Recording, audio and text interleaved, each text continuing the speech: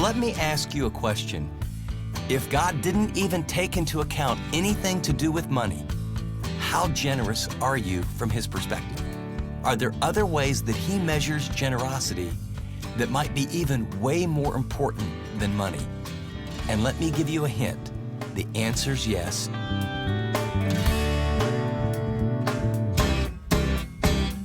Welcome to this edition of Living on the Edge with Chip Ingram. The mission of these daily programs is to intentionally disciple Christians through the Bible teaching of Chip Ingram. Thanks for joining us today as we near the end of our series, The Genius of Generosity. For these last two programs, Chip will explain how generosity is measured in God's eyes and unpack the steps we can take to be intentionally generous, beyond empty words and good intentions. But before we get going, if this is your first time listening to Living on the Edge, or you want to learn more about what we do, go to livingontheedge.org. You'll find resources on tons of topics and countless programs to enjoy. Or if you prefer, the Chip Ingram app is also a great way to get plugged in with our ministry. Well, here now is Chip with his talk. So, how does God measure generosity? Well, Jesus has a way of taking what we believe and what we think and how we evaluate and literally turning it upside down. And the way He does that is to bring life and is to bring freedom, but we just get used to seeing things and evaluating things in ways that are very, very subtle, but lead us down paths that ruin relationships, that hurt people. In fact, the word miser comes from the root word for miserable. Miserly, non-generous people are miserable. And yet there's something when we think about generosity, when we self-evaluate, we say, oh yeah, I think I'm pretty generous. This series is not about money. This series is about generosity and being smart, about living your life in a way that brings about the highest and best results for you and the greatest glory for God. So Jesus has a teachable moment with His disciples. There's a treasury over there. It's outside the temple. People are coming and dropping large gifts in it. And a woman comes by and drops something very small. And Jesus stops everyone and says, wait a second. Don't miss this moment. Luke chapter 21, verses 1-4, pick up the story. As He looked up, Jesus saw the rich putting their gifts into the temple treasury. And by the way, I think it was very thankful. I think when He gives people a lot and they're giving gifts, I think it brings great joy to His heart. There's not a good person and a bad person in this story. There's a comparison. He also saw a poor widow put in 2 small copper coins. And so He's looking at the balance. Some very, very large gifts, 2 small copper coins. Then notice what He does. I tell you the truth. This poor widow has put in more than all the others. And then He gives the explanation, because I don't know about you, but that's not good math, right? I mean, a lot of money versus 2 small copper coins, they physically gave more, but according to Jesus, she gave more. And then He tells us why. All these people gave their gifts out of their wealth, but she, out of her poverty, put in all she had to live on. Now, the breakthrough concept here, I put it right up front in the notes. This is how God measures generosity. God measures generosity not by the size of the gift, but by the size of the sacrifice. What He was saying was that it cost her more to put in 2 small copper coins than it cost them. Why? Because it impacted her lifestyle. She basically had the faith to believe and had a heart to say, I love you, God. By the way, when we give, that's the message. This isn't a performance. When we give to God, it's an act of love. And this woman said, I don't have hardly anything left, but I want to give what I have. And I believe and I trust that once I've given all that I have to live on, that the God that I serve is kind and generous and powerful, and He's going to meet my needs. See, when Jesus sees sacrifice that impacts our lifestyle, what He sees is a heart of love. And that's why He said she was more generous. I actually taught this at a conference once, and it was one of those like 4 days conferences where you get 4 or 5 messages, and on the very first day of the conference, I told people, I want you to know, even the title, Genius of Generosity, it's really not about money. And you know how you're in a line at the buffet at one of those afterwards, and I hear these two people talking, and they're kind of leaning one over to the other and didn't know I was behind them. Well, you know, this guy says it's not about money, but generosity. You know where this thing's going, right? And it was really interesting. When I got done with this message at the very end, that lady came up to me. She didn't know I ever heard it. She said, you know, when you said that this wasn't about money, I thought, yeah, right. She said, when you finish this on how God measures generosity, she goes, it's really not about money, is it? I said, ma'am, it's really not. It's really about heart. It's about life. It's about how smart people live who understand who God is and want the highest and best for their life and for others, and to honor him and not waste their life. See, the whole point of generosity, I mean, you know this intellectually, God really doesn't need your money. He owns everything. But steps of generosity are a part of his plan so that intimacy and relationship with him can increase.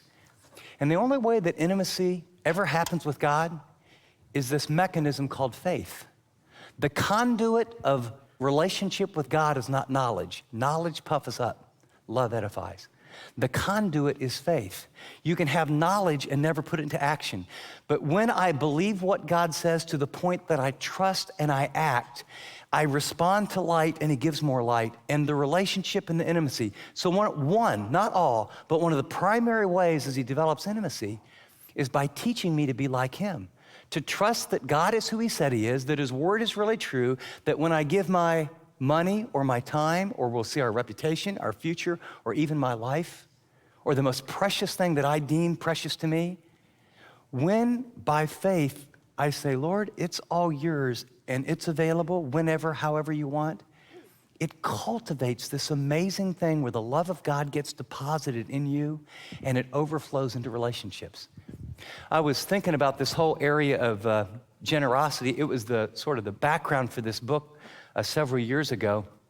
And as I was thinking about generosity, I was just sitting at my desk, and Christmas is a tough time for pastors on messages, okay? Because, have you ever heard this story before? Right. You're like, okay, let's go to church. Okay, let's see. There's Magi, we got shepherds, we got Mary, we got Joseph, we got the manger. What am I going to say? And I was thinking about generosity, and you know, sometimes I just put my feet up on my desk and had a good cup of coffee, and I just sort of mentally thought about, Lord, I don't know why this question came. Why did you come to this planet the way you decided to come? And why did you introduce us to the very characters? The Christmas story is very interesting, where you have these probably Persian or Babylonian studies of the stars who see a star probably 18 to 24 months before the baby was actually born. They see it and they go on a journey. And then you have these low-life kind of, actually sort of the disenfranchised social group of shepherds. They get in the story. And then you have a teenage girl, Mary, probably 15, 16 years old, and a blue-collar worker who's betrothed to her. Well, they become a big part of the story. And then pretty soon you have angels involved, and I just started thinking about, and I just laid the story out. And as I did, I thought, it's a graduate level. Each step of each person introduced into the story, all the way to Jesus and God the Father, is a snapshot of what the Bible teaches about the heart of God and generosity. Now, normally I would have you get in those Bibles and follow passage to passage with me, but I want you to listen through the story through the lens of generosity. We pick it up where, far beyond money, the Magi come, and that's what they give. On coming to the house, they followed the star for almost 2 years, and they saw the child with his mother Mary, and they bowed down and they worshiped him. Then they opened their treasuries and they presented him with gifts of gold and incense and of myrrh. And so the first people in the story are people that they literally get the least revelation, right? It's not an angel, it's just a star. They've studied the stars, they've done some research, they follow it. It lands over Bethlehem. Here's a couple, they know the stars about the King of the Jews. They inquire about the King of the Jews. They see the child, and they give money. It's great. Lots of good reasons, and they're generous. They want to and it's an act of worship. Notice it didn't say they gave, it says they worshiped him. Like David said, I will not worship God with anything that costs me nothing. There's a sacrifice. We want to honor him. You're listening to Living on the Edge with Chip Ingram. We'll get back to our series, The Genius of Generosity, in just a minute. But quickly, I want to tell you that today we're beginning our year-end match. Thanks to a few close ministry friends, every gift we receive until December 31st will be matched dollar for dollar. For more information about how to partner with us, go to livingontheedge.org or call 888-333-6003. Well, thanks for doing whatever God leads you to do. Well, let's rejoin Chip now for the remainder of his talk. But here's the catch. When you get generosity just in the financial realm, you can give and not be generous. You can give regularly, systematically, the first fruit, and not be generous. I got an interesting email. Someone boldly went online because I asked you to kind of tell me your story, and she wrote, "The last few sermons have been very convicting." It says, "But when you talked last week, and you said everyone thinks they're generous, I knew in my heart that I was not a generous person. Oh, my husband and I, we give regularly to the church. And when you went through those steps about giving the first and the best and systematically and proportionally, we do all that. But I knew at the personal level in my heart, there still existed the greed of a child looking at a birthday cake, always wanting the biggest piece and the best one. This showed up often anytime our money was at risk, and especially when people showed up at my door and asked me for things." It's kind of like, the boxes we play in, generosity, give first, got that done. Then you miss the point. Generosity is an issue of the heart, always tied to relationships, and it's a sense of how do I love people? And so the email is pretty long, and she goes on and says basically, "Lord, I believe now that you really do own everything, and even my own kind of personal money, and these people that sort of irritate me when they come to the door and want me to give them something, and I just want you to know that I want to learn to become generous." So she actually prays and says, "Send someone to my door, and I want to give to them." And so, of course, God answers those prayers pretty quickly. And she was at the door right in the middle of dinner and had a ministry meeting that night, had to be there by 7 o'clock. The door knocks, and she comes, and there's someone from Teen Challenge. It's a Christian group that does drug rehab. And she looked at him, and her supper's there, everybody's eating, she's got to go, all the things that make you want to be what? Non-generous. And she remembered her prayer. She listened to their story. And then the little girl said, "I just want to thank you for listening to us." It's kind of like we've gone door to door and it's not going real well. And she said, "Well, actually, you're an answer to my prayer." She goes, "Our pastor's talking about generosity, and I prayed God would send someone to my door today that I could give to." And she goes, "I gave to her." And she goes, "Wow, you're going to go on the top of our ministry report." And here's what I want you to get. The end of the email says, "Joy welled up in my heart.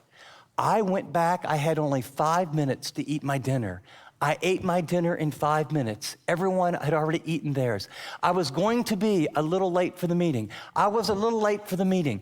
But my countenance and my heart and my joy, who showed up to that meeting was a different person."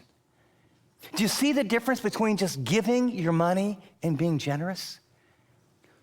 Now, what I want you to see in the Christmas story is I think God introduces us to the Magi. They know him the least, and they get the least clear revelation. But they respond to what they know. But after they respond to that, the next group is the shepherds. And you know the story of the shepherds, right? The sky lights up. It's a chorus.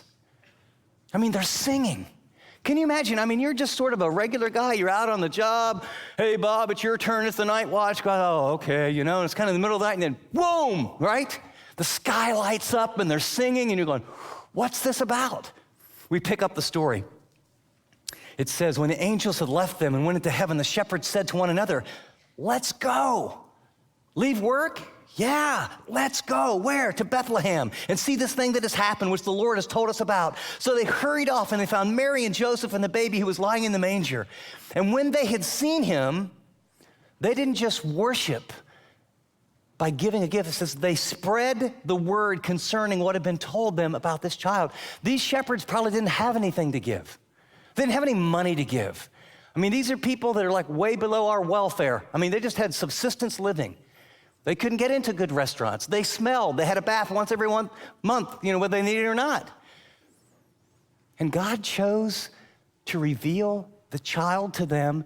And then notice they got a story, because they went around and they were the first evangelists, were the first people to say, the Messiah has come and we've seen him. And so the Magi were generous with their money and their hearts were open, but they got a star. The shepherds, they get an angelic choir with clear direction, and they hear from the parents, this is the Messiah, and they get the privilege of taking what they had and sharing it. For the first time in all the earth, the awaited God-man who would come to save the world, shepherds get to give their time. For most of you, not for all, but for most of you, your time's more valuable than your money. When we're talking about generosity, please don't think writing a check, as good and wonderful that is that my question would be, how are you doing in your growth of generosity of giving your time? I want you to know money is the training wheels. When you begin to say, God, I want to give you the best of my time. I don't know what that looks like for you. It's the early morning for me. I want to give you the best of my time. And if you're like me, you're going to get a call from someone and it shows up on your phone. And I have about 3 people in my life, when their name comes up, it's like, this is not a short conversation. It's never a short conversation. In fact, it's a conversation where I can ask 1 or 2 questions and 45 minutes later, I'm not sure, if I hung up, they wouldn't know it. But you know what I've realized is, Jesus loves unlovely people. Jesus made time for people that most of us don't want to make time for. And what I'm really saying, see what generosity is? It breaks your pride. Generosity says, this person, where this dysfunction, with this conversation, with this baggage, matters to God, so they matter to me because he lives inside of me, and giving my money is a pretty high control. I can do it on my terms. I give my time. It gets messy. The shepherds left work. It's one thing to write a check, but to leave work, to not work so much, to give time to family or a friend or to minister or to open your home in a small group. Oh, but I'd have to leave work early and other people will get ahead while yeah, takes faith, doesn't it? This is Living on the Edge with Chip Ingram. And you've been listening to part 1 of Chip's message, How Does God Measure Generosity? From our series, The Genius of Generosity. Chip will be back shortly to share some helpful application for us to think about. In this insightful teaching, Chip's going to help us better understand generosity and why it's more than just supporting a good cause or making a thoughtful donation. It's about adopting a completely different mindset toward what God has given us. Stay with us as we learn some simple practices to be wise in our giving and authentically generous in how we live our lives. For more information about this series, visit livingontheedge.org. That's livingontheedge.org. Well, Chip's back with me in studio now, and Chip, today is Giving Tuesday, and it's a special day for us this year as we kick off our year-end match. God has put a lot of meaningful ministry work on our hearts for 2024, and beginning today, our listeners can partner with us to be a part of that work. Well, Dave, you're right. Giving Tuesday is one of the most important days for Living on the Edge. Yeah. Because of a small group of very generous people, they match dollar for dollar from here all the way through December 31st. And so as you give now, it makes a huge difference. It means that Christians will live like Christians. It means pastors and leaders are going to get trained in America and literally across the world. And it means that the next generation is getting reached little by little in very innovative ways. So could I encourage you on this Giving Tuesday to pray? Ask God what he would have you do, and will you join us? Will you give today knowing every dollar gets doubled, dollar for dollar? Thank you for whatever the Lord leads you to do. Thanks, Chip. Well, if God has been ministering to you through Living on the Edge and you want to support us to help Christians live like Christians, now's the perfect time. Because every gift we receive will be doubled until midnight, December 31st. To give, visit livingontheedge.org or call us at 888-333-6003. Again, that's 888-333-6003, or go to livingontheedge.org. App listeners, tap donate. We appreciate your generosity. Well, with that, here again is Chip. In today's teaching, I made one central point. God does not measure our generosity by the size of our gift, but by the size of our sacrifice. And I talked about the widow's mite, a very familiar story. But what I want you to really think and ponder with me is that finances are the training wheels of generosity. When the God of heaven looks down from heaven at my life and your life, and He's evaluating our level of generosity, He goes so far beyond just our money. And the graduate course in generosity it's the incarnation, it's the Christmas story. And so, as I talked about, the Magi bring their money, the shepherds bring their time. And then in the conclusion of this message, you'll learn that Joseph will give his reputation, that Mary will give her future, that Jesus will give his life, and that the Father will actually give his one and only Son. And so what I want you to know is that this generosity journey is so much more than, what percentage, and is it off the gross or is it off the net? And that God wants your life to be a living sacrifice that's generous. And so if we could just remove the money side, although it's very important, are you generous with your time?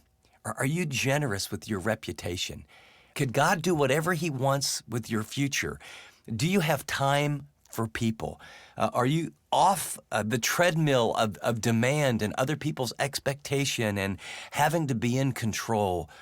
Or is your life with palms open saying, God, I'm a conduit of the supernatural grace that you've given me, and it's your time, and it's your reputation, and it's your future entrusted to me, and it's all my life. And what I want you to know is that when you get on that ladder of generosity, amazing things happen. Yes, the price tag goes up, but what you see and what you'll learn in the conclusion of this message is that the intimacy with God and the impact of your life exponentially multiplies as you learn to be generous with far more than your money. Generosity is to love as thunder is to lightning. And I just want you to know that at the end of the day, it's loving God and loving people. And the way we love God and love people, at the heart of it is being generous. Ask God to make you a generous person, and then start practicing with your time today. Great word, Chip. And as we close, to help you better understand and apply this message to your life, download Chip's notes. They include Chip's outline and some insightful fill-ins to help you start practicing authentic generosity today. Get them at livingontheedge.org under the Broadcasts tab. App listeners, tap Fill in Notes. We'll listen in next time as Chip wraps up his series, The Genius of Generosity. Until then, this is Dave Drury saying thanks for joining us for this edition of Living on the Edge.